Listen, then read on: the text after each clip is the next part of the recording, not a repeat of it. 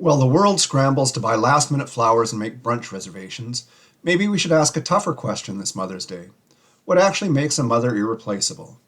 Tonight on Old Time Radio News, we're stepping back to 1948 with a classic Box 13 episode called Double Mothers, a mystery full of switched identities, a little girl caught in the middle, and the kind of maternal instinct that doesn't need a permission slip from society. But first, over at CKIQ in Kelowna, they're running a story that reminds us courage isn't something you post about, it's something you do when your kids need you the most. And in Earl and Norma's living room, Earl's nursing a sore toe like it's a war wound, while Norma tries not to roll her eyes too hard. Look, I'm not saying every woman belongs in the kitchen barefoot, that's nonsense. But let's be honest, we've spent decades telling women that staying at home to raise their own kids is somehow a waste of their potential, while simultaneously wondering why so many kids are anxious, unrooted, and struggling. 2 incomes is a real necessity for lots of families. The numbers don't lie, but we should stop pretending the steady decline in stay-at-home motherhood hasn't come with a real cost to our kids and our communities. Some of the most important work in any society still happens in the home, done by mothers who show up every single day with quiet strength and fierce love. This Mother's Day, whether your mom worked outside the home or poured everything into raising you, honor the ones who put their children first. That's the spirit we're celebrating today. This is Old Time Radio News, where the theater of the mind is still alive and well. Let's head over to CKIQ News in Colona. Colona, BC. Folks in the Okanagan are calling her a hero tonight. Local mother of 2, Margaret Ellison, pulled her 2 young children from their car after it slid off Highway 97 near Winfield yesterday afternoon. With the vehicle teetering on the edge of a steep embankment and a water-filled ditch right below, Mrs. Ellison used sheer determination and a broken fence post to pry open a jammed door. She then carried her 4-year-old daughter and dragged her 6-year-old son to safety before the car slipped further down the slope. RCMP say the mother suffered a broken wrist and a concussion, but refused treatment until both children were checked first. All 3 are expected to recover fully. When asked why she didn't wait for help, Mrs. Ellison simply said, "They're my babies. A mother doesn't wait." Gives me chills, Wayne. That's real courage. Sure is, Susie. Makes you appreciate the moms out there, doesn't it? We'll be right back here on CKIQ with another show from the golden age of radio. Tonight from 1948, it's an episode of Box 13, Double Mothers. This Mother's Day, give the gift that keeps on feeding generations. Norma's Kitchen proudly presents the 1914 Red Cross Cookbook and the 1948 Trinity United Church Cookbook. 2 authentic volumes packed with real, time-tested recipes from mothers and grandmothers of the past. Only $10.99 each. Available now on PayHip and Etsy. Links are in the description below.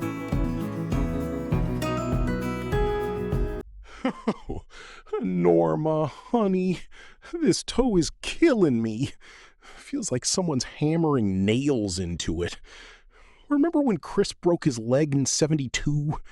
You waited on him hand and foot for weeks. Where's that same service, woman? I remember. He had the whole couch to himself and rang that little bell like he was the King of England. This is a sore toe, Earl, not a broken leg. You'll survive.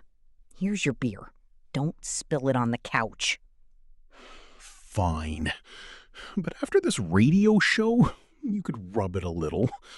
Just because you love me? We'll see. Now hush. I want to hear this double mother story.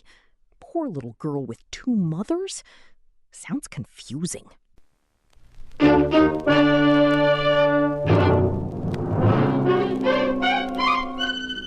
Box 13, with the star of Paramount Pictures, Alan Ladd, as Dan Holliday.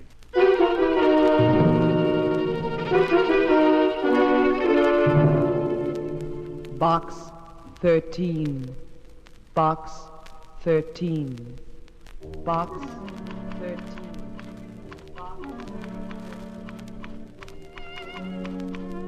They stood in the warm rays of the autumn sun, while the wind played in the girl's hair. Oh, no, not that. Susie, Hello, Mr. Holliday. Oh, no, not what? I'm referring to the story I'm writing. Better forget the story, Mr. Holliday. I've got mail for you. So, what's new in Box 13? Box 13, starring Alan Ladd as Dan Holliday.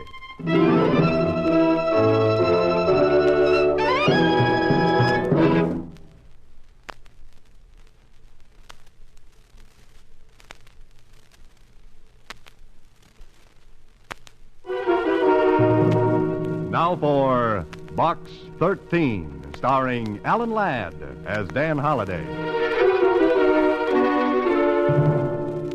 Let's see. Where was I? Oh. But Betty forgot her dignity as she fell and bumped her head against the tree which stood nearby. Oh, brother. Mr. Holliday, What's that, Susie? I said that maybe the mail from Box 13 might give you an idea. Today there were 2 letters. 2? Yes, One of them is a big, fat envelope. Now, who in the world would send me a big, fat envelope? The police department. It's a block of tickets for their annual ball. What's the other one? This one smells all romantic-like. It has the odor of Christmas night. Or, maybe it's Easter morn. Or maybe it's Tuesday afternoon. Here, let's have it.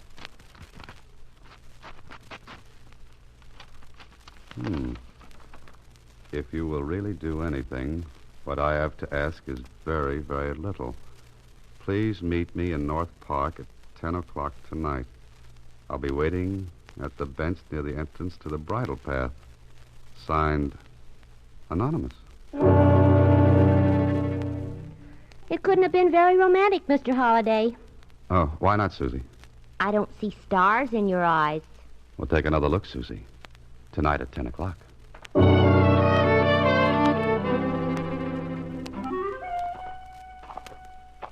An anonymous note.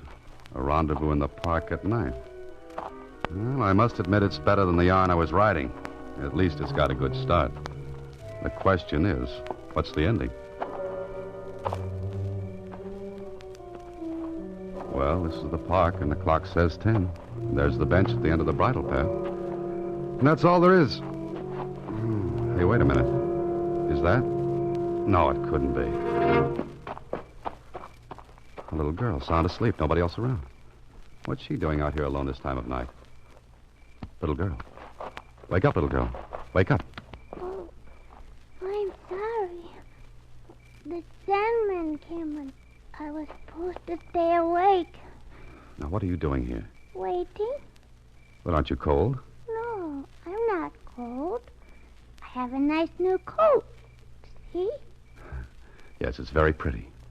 But for whom are you waiting? I'm waiting for the man. What man? He comes out of a box. It has a number.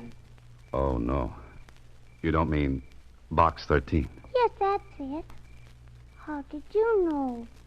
Because I'm the man. Oh, I'm so glad. You're nice. Oh, I like you a lot. Well, thanks. Who told you about the man from Box 13? One of my mothers. Mothers? You've got more than one? Of course, I got 2. You're a very remarkable little girl. How do you happen to have 2 mothers? I don't know. Just happened, I guess. What's your name? Janie. What's your other name? I promised I wouldn't tell. Now, whom did you promise? My mother? Oh, your mother. The first one or the second one? The first one, naturally. Forgive me, I'm so stupid tonight. Where do you live, Janie? I've got 2 homes, and I couldn't find either one. That's great. Look, Janie, what are you going to do? I'm going with you because I like you, and I promised I would. So that's it. Oh, no, you're not. I'm going to take you to the police station. My mother said you wouldn't. Why wouldn't I? My mother said you were a nice man who was smarter than any policeman ever was. Janie, flattery will get you nowhere. What flattery? That's something you've probably already learned from your mother. Now, do you know where you live? Sure, I live in the house. And do you know where the house is? Well, first you have to walk down this block to Jack Black's drugstore. Well, come on. And then we get to the drugstore, we turn left and walk a block. Oh, that's where you live. No, that's the corner where Johnson's toy shop is. Now, Janie. And then we turn right and go 2 blocks. That's home. That's where the ice cream parlor is. Now, stop that, Janie, and tell me how to get to your home. Well, you walk half a block up that street. That's home. Oh, that's your home. No, that's David's home. So you're not going to tell me where you live, is that it? I think maybe you'd better look at my book first. It's Grimm's Fairy Tales. Only they're not grim at all. They're nice. You want me to read to you? At 10 o'clock at night? You know, young lady, it's way past your bedtime. No, I want you to read the letter that's in my book. Mommy said to tell you about it. Letter? Here, let me see that. Well, how do you like this? Please take care of my little Janie for me. I shall communicate with you in a little while. Let no one, even the police, take her away. Believe me when I say you're doing nothing illegal. Just helping out. Her mother. You're nice. I like your voice. What's your name? Dan. A sucker, if there ever was one. Well,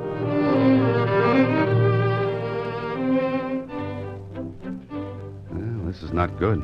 A small girl left in your care with no more authority than a letter. Suppose the woman who wrote this letter isn't Janie's real mother. Then, Holiday, you're in trouble. But suppose she is the real mother. Why should she leave her child with a perfect stranger? Why? Well, there's only one thing to do. Take her to your apartment. Come on, Janie girl, let's go. Let's hope that the neighbors won't see you bringing home a little girl. Because that happens to be one item you don't win at a bingo game. Put her down on the couch, Holiday. That's it. Never knew a kid could have so much strength in her arms, did you? Feels kind of good, too. Better get a blanket to put over her. Better yet, stupid, put her in your bed. Well, Holiday, it looks like you're sleeping on the couch tonight. I wonder who she is and what this is all about.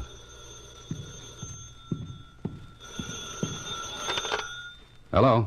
Dan Holiday? Yes? The man from Box 13? Yes? How's my little girl? Did you get home all right? How did you get my phone number? That's not important. How do you know who I am? Please, how is my little girl? She's asleep. Oh, thank heavens. I heard the bell ringing. She just woke up. Is she all right? She's fine, but... I want a fairy tale. Just a minute, honey. How long will it take you to get over here? I can't come over there now. I'm afraid to. Lady, which mother are you? I don't understand you.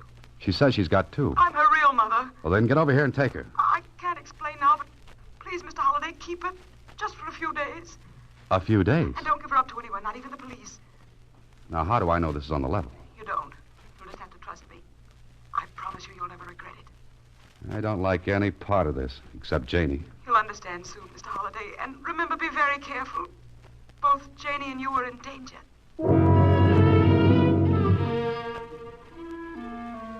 You're right, our Holiday. How do you like this plot? A mother gives a little girl to a strange man, warning him not to give the child up to anyone, not even the police. And then she admits there's danger. Janie. I broke the lamp. Oh, that's all right, baby. Are you hurt? I didn't mean to. I wanted my fairy tale book. No, don't cry, honey. That was a nasty old lamp anyway. All it did was throw off a lot of light. You're a nice man. Are you my daddy? No, Janie. My daddy went away when I was a baby. Why can't you be my daddy? It's getting late, honey. Aren't you sleepy? Not anymore. Read me a fairy tale, Daddy. In the morning, Janie. Now, you'd better get to bed. Have you got a doll? No, I'm sorry. No doll. teddy bear? No teddy bear. You must be awful lonesome. Maybe you've got something there, little lady.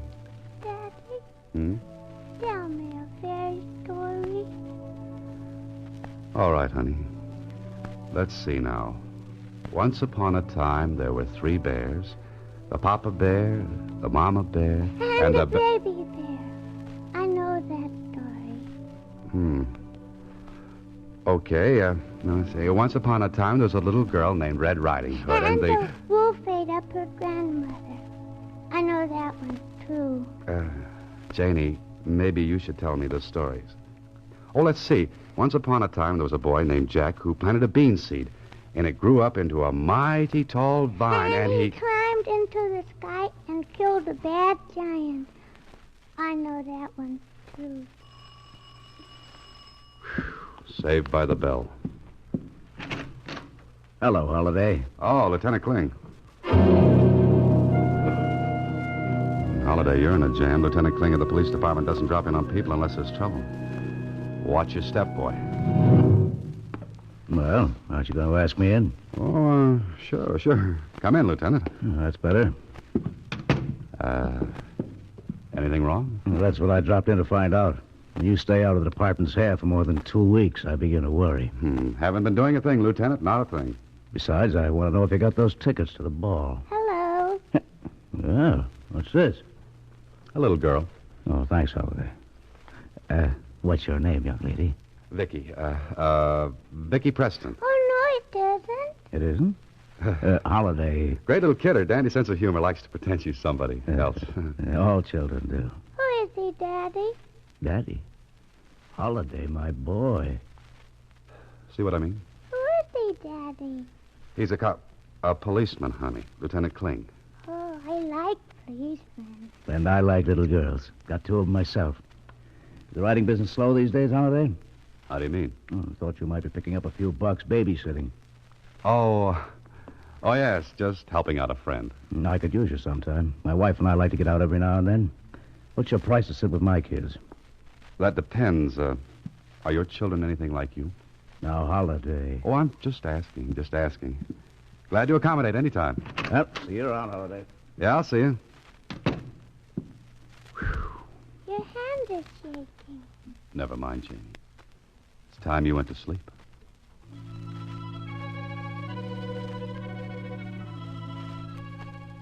There's something about a kid asleep. Maybe I'm glad this happened. Got to use more kids in my stories after this. You know, it wouldn't be a bad idea to have one around all the time. What am I saying? Now what? Lay off, you'll wake the kid. You Dan Holiday? Yeah, that's right. I'd like to come inside and talk with you. If you don't mind, I'd rather talk out in the doorway. Very well, I'll be direct. You have a little girl here named Janie, about 5 years old. Why? My name is Sam Parker. That mean anything? No. I've got a letter here authorizing me to take the little girl away. You're her father? Read the letter, then hand over the child. No. Very well, I'll call the police. I wish you would. Can I use the phone down the hall? I'm sorry about this. But get inside there and keep your hands over your head. Put down that gun. What do you think you're pulling? Shut up and get inside. Oh, there she is. Put down that gun, I said. She comes with me, Holiday. Just keep those hands high. And I said she's staying here. Move over to that wall. Stay away from her, I said. One more move and you... Think so. Harry! Harry, help!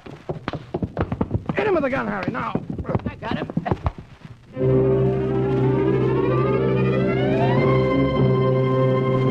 You are listening to Box 13, starring Alan Ladd as Dan Holiday.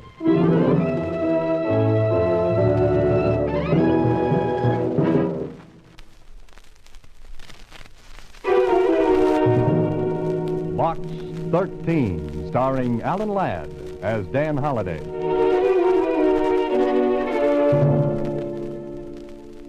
Nice going, Holiday. Very nice. You advertise in the newspaper for adventure, and you get a little girl. Then you lose her to a man with a gun. You don't even know the mother's name or where she is. Now what? Mr. Holliday, I'm Wanda Parker, Janie's mother. Is she all right? You're the woman who called me on the phone? Yes. My baby, where is she? You're a fine one to be asking that after you leave her alone on the park bench. I was there hiding. I saw you take... Where is she? You shouldn't have let her go in the first place. Mr. Holliday, where is she? She's not here. Not here. What have you done with my daughter? You're her real mother? Of course I am. Where is she? What's happened? A man came in. And you let him take the child? I'm sorry, there was nothing I could do. He had a friend and a gun. They knocked me out. When I came to, Janie was gone. This man, did he have black hair and very thick eyebrows? Yes, he said his name was Parker. Oh, no, it couldn't be. Mr. Holliday, we've got to get her back right away. Before I do anything, you're going to tell me a few things. Then we'll decide. Who's that? I don't know. Right now, I wouldn't even care to guess. Is there a back door? Can I get out without being seen? Yeah, through the kitchen. There's a door leads out into the hall. What are you afraid of? Holliday, open the door. Do you know who that is? Yes, a police officer, Lieutenant Kling. He mustn't see me. I'll call you later. All right, I'm coming. What took you so long to open the door? Can't a man get some sleep? With your shoes on? My feet are cold. Get inside. All right, Miss Hatton. Are you sure this is the man, Lieutenant? Do you think he could have taken Janie away? I'm not sure of anything, but what you told me, he's just the type that could dream up a little nightmare like this. Lieutenant, mind telling me what this is all about? I'm Mrs. Hatton, and I'm Janie's mother. I want her right this minute. Janie's mother? You're Janie's mother? Lieutenant Kling, if this man has my little Janie, make him give her up right this minute. Come on, Holliday, where is she? Or who? You know what I want, that little girl you had here half an hour ago. Janie Parker. Me? I had a little girl? Up here? Holliday. Yes, Lieutenant. I came up here to see you. I was worried about you.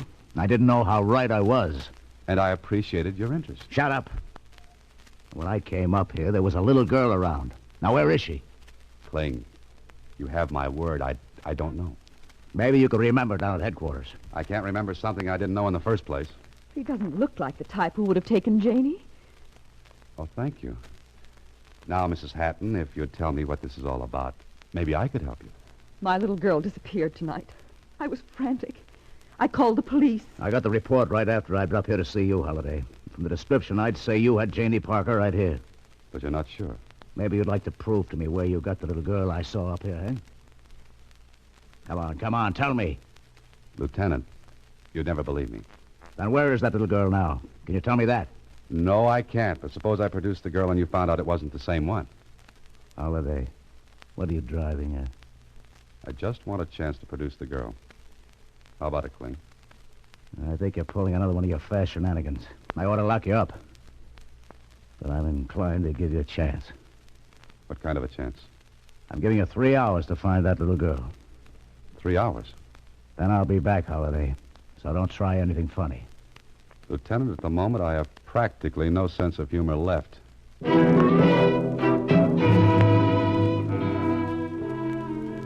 least you're not in jail, Holliday. The good lieutenant walked out with Mrs. Hatton. You're as free as a bird on the wing for 3 hours. If you were as smart as that bird, you'd wing out of town until this blows over. Mr. Holliday. You. They've gone? You been listening? Yes, at the kitchen door. Now, look, if you're Janie's mother and Mrs. Hatton is Janie's Mr. mother... Holliday, there's no time to explain. Wait a minute. Then who is Sam Parker? He's not Sam Parker. He's Sam Clark. Oh, I see. Because Janie has two mothers, Sam Parker turns out to be Sam Clark. What are you giving me? I can clear up the whole thing, but we've got to get Janie away from Sam Clark first. Otherwise, I may never see her again. How do you go about finding a man named Sam Clark in a city this size? He doesn't live here, but I heard he drove his car down. That means he's probably staying at Brown's Motel. Uh-huh. I think I'll drop out and pay him a visit. I'll go with you. No, I don't think that's wise. I'm going alone. Mr. Holliday... He carries the gun. You stay here. You'll get her. You'll bring Janie back. I'll try my best. I'll be waiting. After that, I'll spend a quiet weekend with a psychiatrist.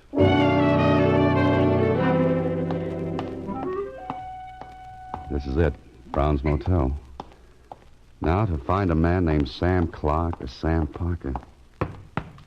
Ask the manager. That's logical.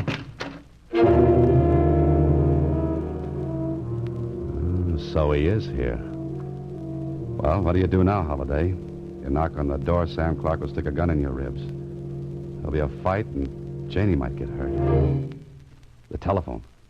That's how to do it.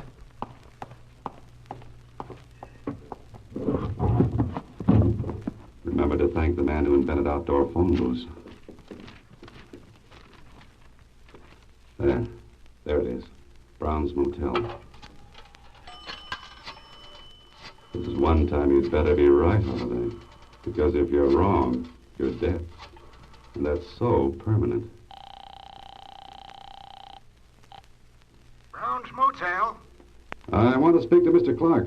I don't know. He said he didn't want to be disturbed. It's a matter of life and death. Get him to the phone. Who is this? Hurry, man. I've only got a couple of minutes. Okay, I'll see. Now, quick, Holiday. Out of the booth and around the corner towards the back. Wait. Now. Take it easy. Here he comes. Now, Holiday, just slip around to the side of the booth where you won't be seen. Hello? Hello? Hello? What kind of gag is this? No gag at all, Mr. Clark.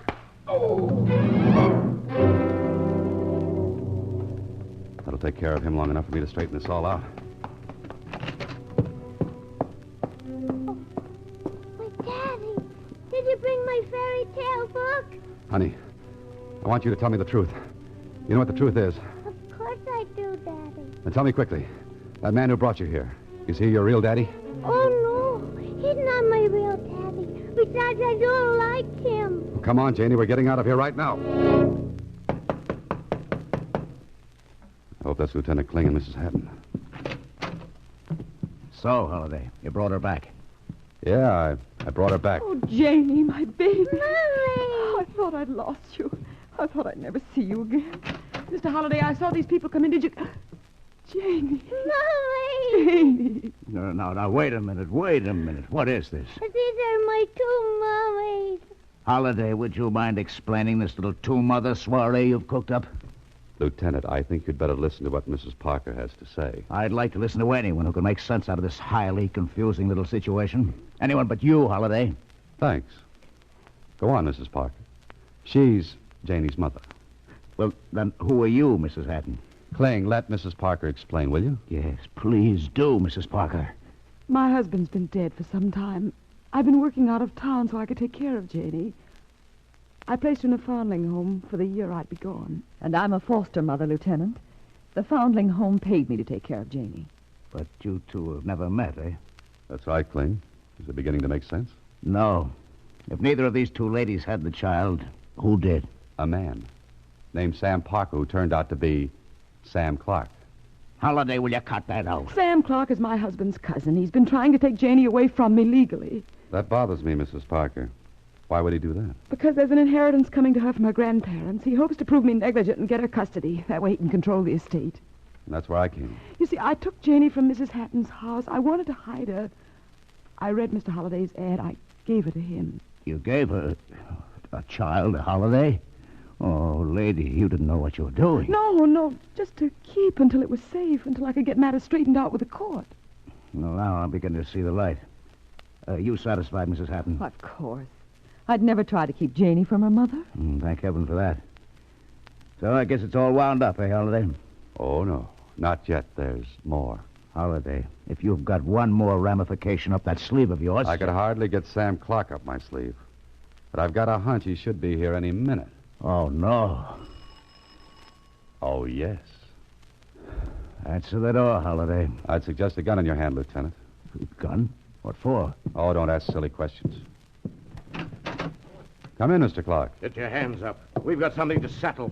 Meet Lieutenant Kling of the police department. What? No. That's a nice right you've got, Holiday. Pick up this gun. Thanks, Lieutenant. It's a pleasure.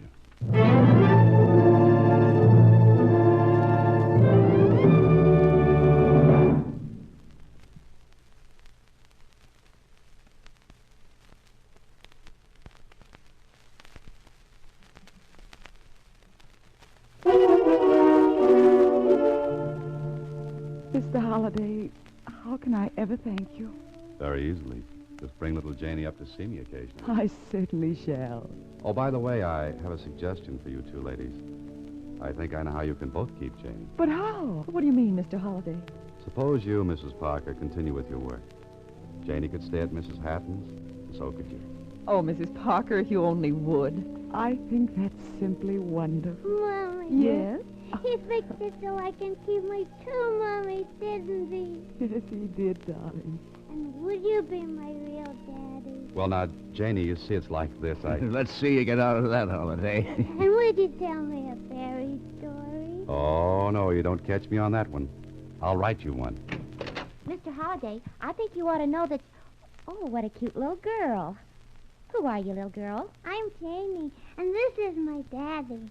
Why, Mr. Holliday, you never told me. Now, look, Susie, Janie means I'm her daddy. Well, just sort of imaginary. What's imaginary about being a father? Sit down, Susie. I'll tell you all about it. I'm going to tell you a story. Boy, oh boy, I'll bet this is going to be good. Next week, same time, Alan Ladd stars as Dan Holliday in Box 13.